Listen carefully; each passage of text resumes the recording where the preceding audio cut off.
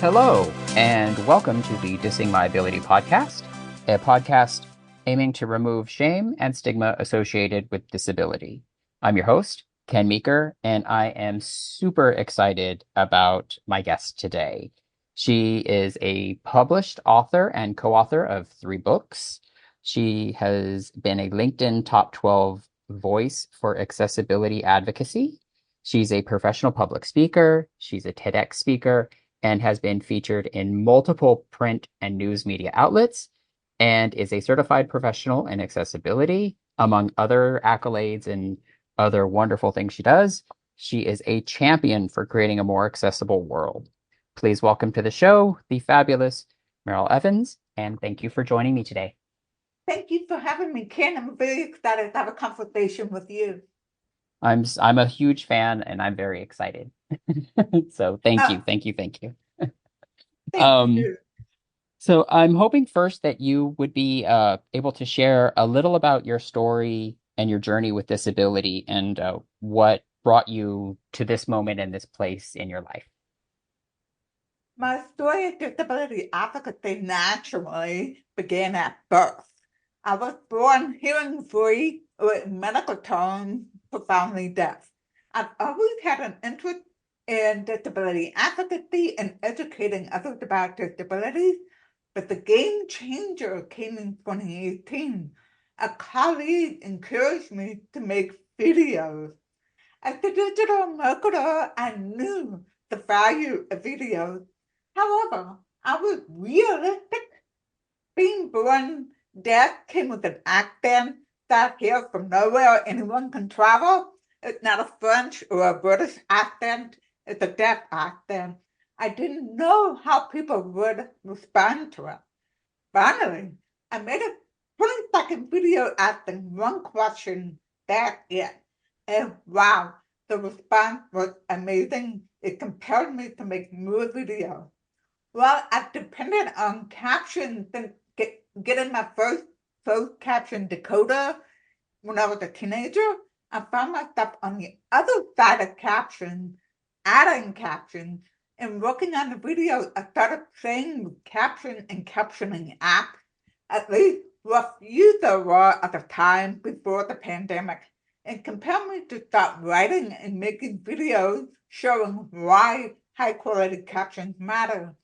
This led to an invitation to speak at an accessibility conference in 2019. That's where I found the spark that ignited my passion for accessibility in the community. I knew I wanted to be involved in accessibility, but I wasn't sure how. After that conference, I went home, kept doing what I was doing. Eventually, I studied hard and passed the accessibility certification exam. I wanted to show I knew more about disabilities and accessibility beyond my own disability and caption. So after speaking at that conference, I got invitations to speak.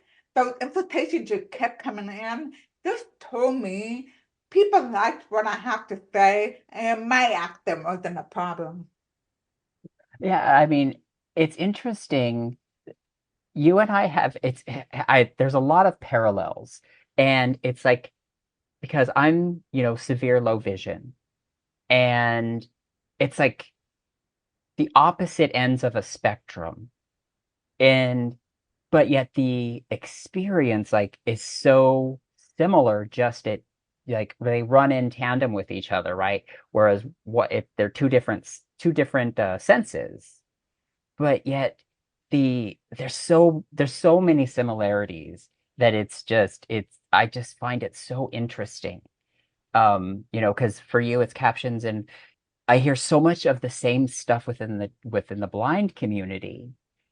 It's just instead of it being audio, it's about visual stuff. Like having the right tags on pictures and things like that. Right. It's just so similar, but different. And I just find that it connects us. And I love connection in people and all of that kind of stuff. Speaking of connection, your TEDx talk is amazing. I love it. My partner is a speech language pathologist and was fascinated by your talk. Just was like just absolutely raving about it. And so kudos. And so you open your TED talk in this really interesting way. If anybody out there hasn't watched it, go watch it right now so that pause this, go watch it so that you know what I'm referring to. But it's a demonstration where the audience gets to experience what it's like to not receive information, right? And I do the same thing whenever I'm presenting to a large group, but it's with like it's a printed card with Braille on it. And sometimes some of the words will be printed, but it's almost exactly like yours, where some of the words are missing, but the words that are missing are brailled. Okay. And I always offer a prize, to like if anybody in the audience can understand Ah, this that's and you can't cool. bring out your phones to try and cheat, um, there's a prize.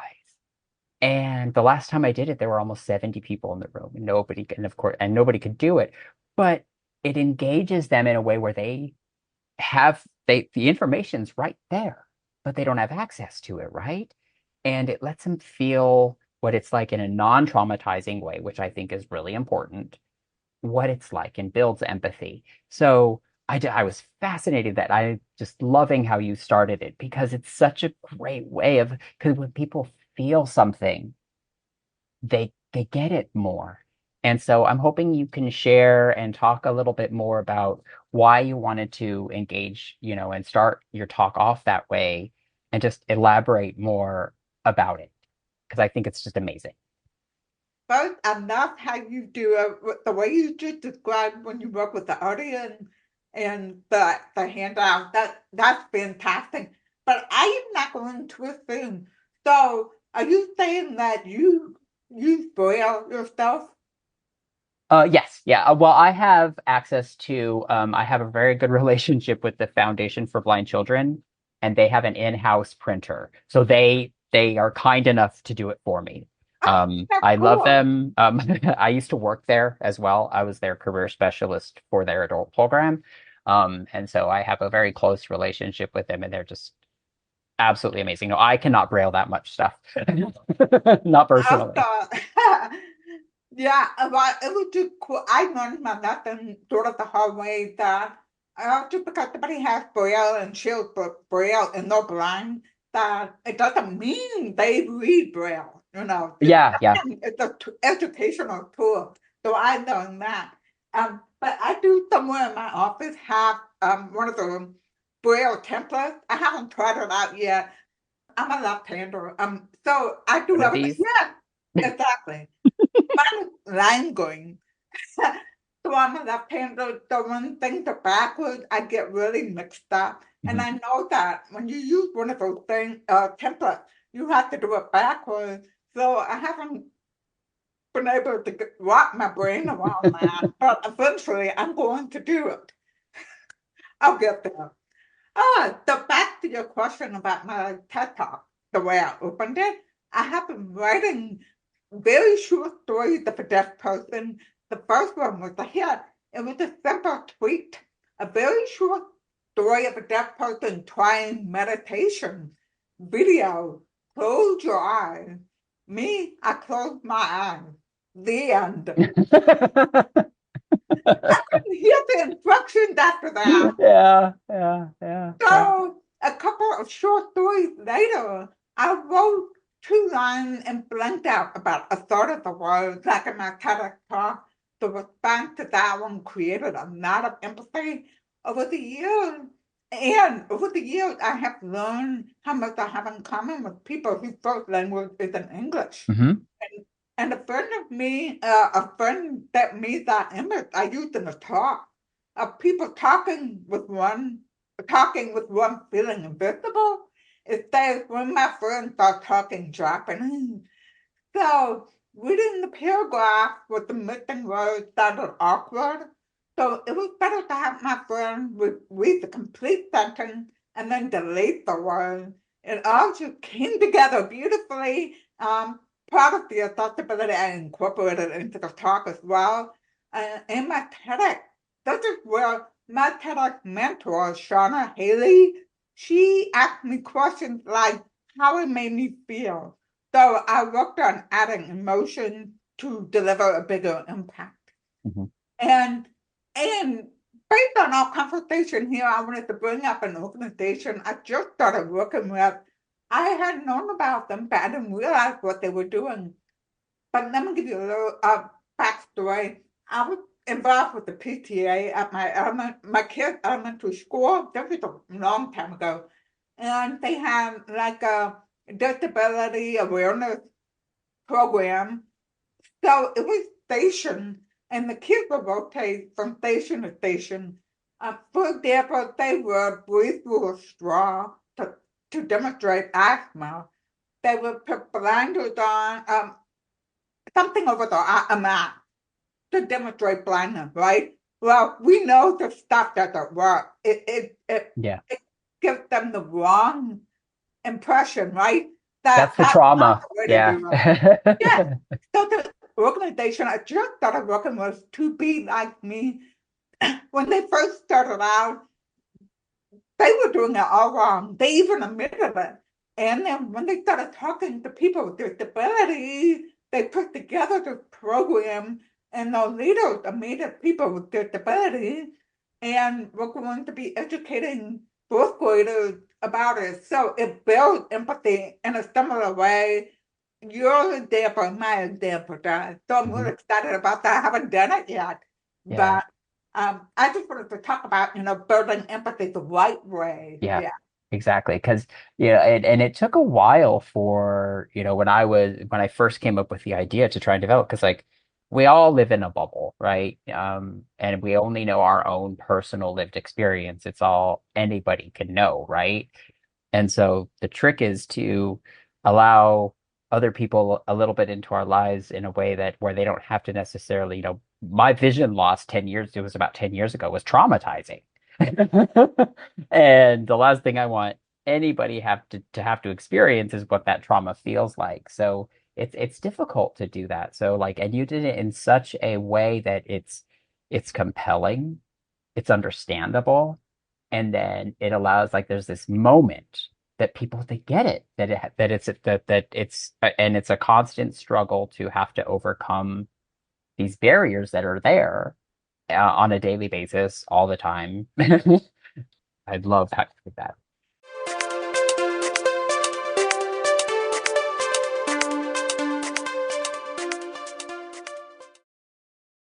So that brings me to my next question. And because I think you and I share this perspective about when you have a disability, it's not, there's nothing inherently bad or wrong about having to do something different.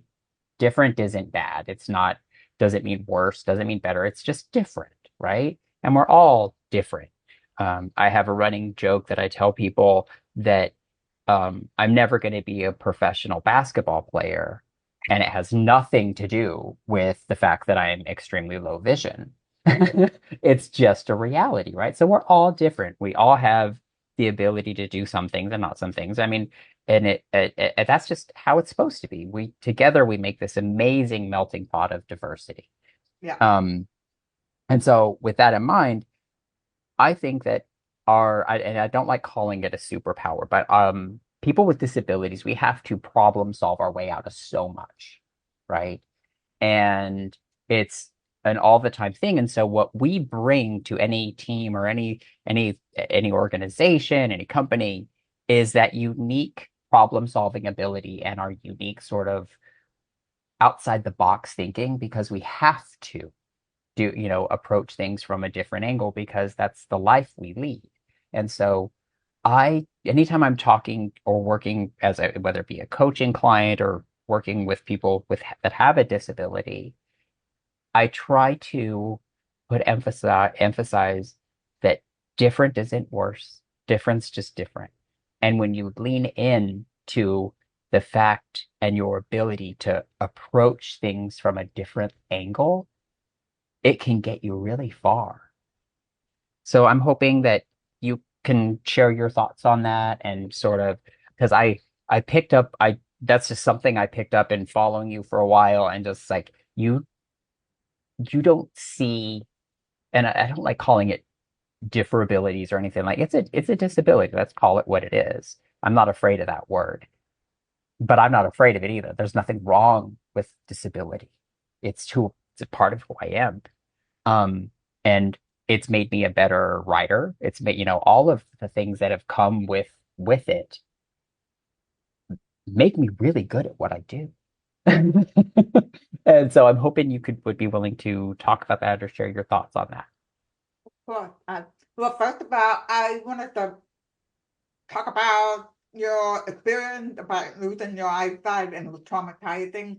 This is another example. I was born deaf, and somebody who becomes deaf later in life, like you became blind later in life, it's a totally different Yeah. experience. I Yeah. mean, and you look at it differently. Yeah. Yeah.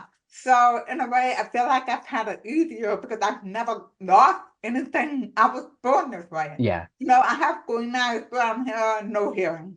So that's how, we have in July, we have Disability Pride Month. Yeah. And, but I'm not proud of my green eyes. I'm not proud of my brown hair. It's just me. Yeah.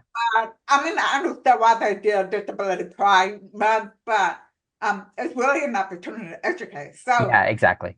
yeah, I mean, it's part of me, and I can imagine changing it Yeah. because then it would make me different. Yeah, because there's nothing wrong with you. Right, exactly. So back to your question, I do vaguely remember making a suggestion to a group or a team that they should add caption to a video.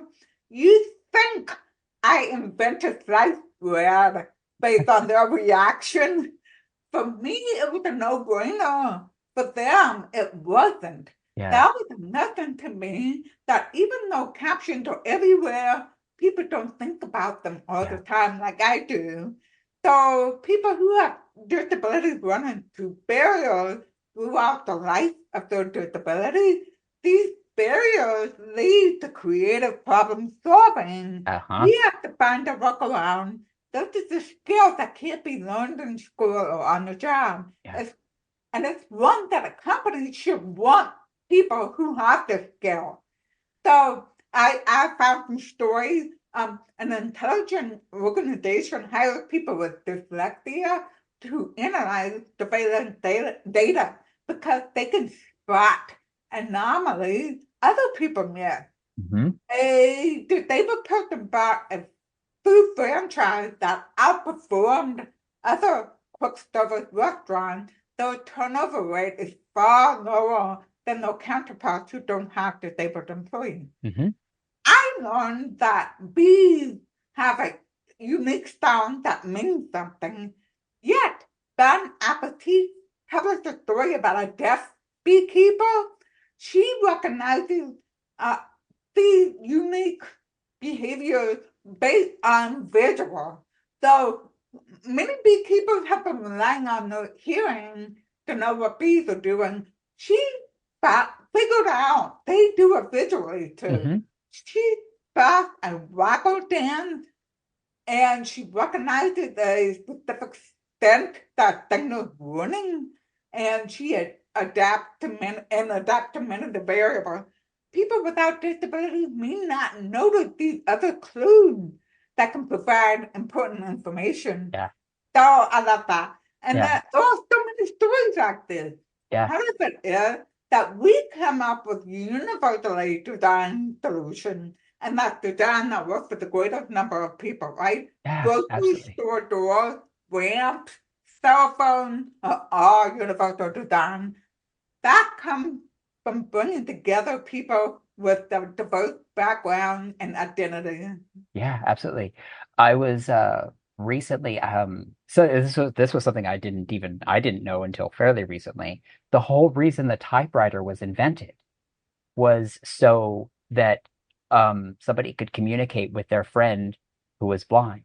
That's the whole reason we have keyboard. I was like, "What?" I didn't know that. It was a Frenchman, and they wanted to, be able to correspond with the friend, so he created the typewriter. Like we have I did keyboards not and know all. I that. was like, "What?" I was that blew my mind. I was like, Yeah, "Wow." And just like, So speech how to would the blind person read it? Um, I didn't get that far in. I was just reading the thing about why the story exists. Like it was so that they could correspond, and Braille was invented by a Frenchman, and so I imagine there's some correlation there. I didn't do too deep of a dive into it, but I fact checked it and it was accurate. Um, but I just found that fascinating. Like speech Oh, to that's cool. Well, actually, yeah, I have heard that text messaging was developed for the deaf, but I have absolutely. not been able to confirm that with the source that I feel comfortable with. Yeah, yeah, I find these stories, but I don't find the primary source. yeah. So I just say that, just to be transparent. I don't know if it's really true, but that's what I've seen. I think that it may not be the whole truth, just like with speech to text. Like speech recognition technology um started like I when I was researching that like back in the 40s is when they started doing research on it and stuff like that. And the first technology was I think adopted in the 60s, maybe early 70s. And it wasn't just,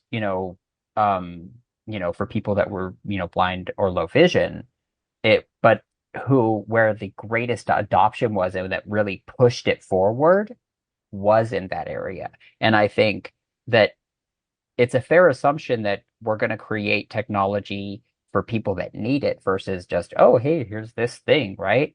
Like, like curb cuts and things like that were for wheelchairs. And Right? now everybody benefits. Like everyone Exactly. benefits. I tell that Everyone all the time. benefits.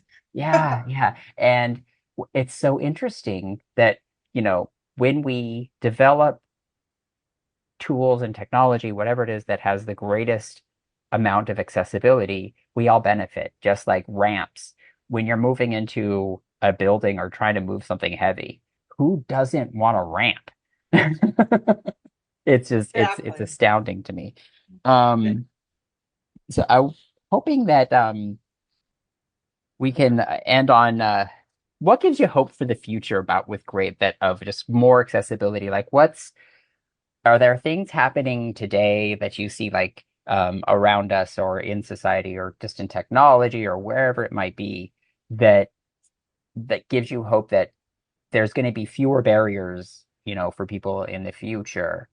And the second half of that is kind of what do you see as the biggest issues right now for accessibility? Okay, I'll start with the negative part and then the positive part because I want to end on a high note. Yeah, yeah, Okay, for hurdles, there are people and politicians proactively doing what they can to bring down diversity, equity, and inclusion. My own state politician yeah, in Texas outlawed DEI in state institutions. Fortunately, accessibility is law. They yep, cannot sweep that under the rug. Now, the latest thing that's given me hope is the Department of Justice ruling. I'm already seeing organizations acting for accessibility training and support to get ready to comply with the ruling. Of course, that was huge, but of course, it wouldn't be so hard if they had thought about accessibility from the beginning. But yeah. I digress. But it mainly applies to local, state, and federal government. However, if any organization or business takes grant money from the government or wants to be a vendor to the government, they're going to have to comply too. Yeah. Another hope I have is Generation G. My youngest kid, whose name starts with G, also is a member of that generation. They love captions and they use accessibility all the time. They're the most diverse generation ever, and many are open about their identities. Yeah. So I'm excited about them and I'm ready for them to start voting and getting into the world. Yeah, it gives us hope, right? Gives Yeah. us hope. Um, yeah, so can you share with the audience where can people find you? Where can they learn more? Where can they get a hold of you? How can they connect with you? And of course, I'll share all of that in the show notes as well for people. But where can people learn more about you? Where can they find out Well, all the the wonderful easiest things? thing is my website and my name. So it's Meyl, just like Meryl Streep. Oh, well, not related. I make that joke all the time. Anyway, it's Meryl.net. That's my website. It's been my website since 1995. Wow. And yeah, I've had it a long time. And of course, my website will take you to my LinkedIn page if people want to connect me there. Or you can email me through my website. So that makes it very easy. Okay, cool. Awesome. And we'll share that. And I'll also link to your TED Talk as well, because I really think people need to see that. And it's just amazing. And I just want to thank you so much for being so gracious with your time and coming in and having a conversation with me. I like I said, I've followed you for a while and I'm a big fan. So um, it means a great deal for you to be here. And I want to thank you, Ken, for having me and for the fun consultation. I had a great time. I love learning more about you. And Thank it you so was, much. yeah. Thank you. Thank you. Thank you. All right. This has been the Dissing My Ability podcast. And as always, please remember to be kind to others and to yourself.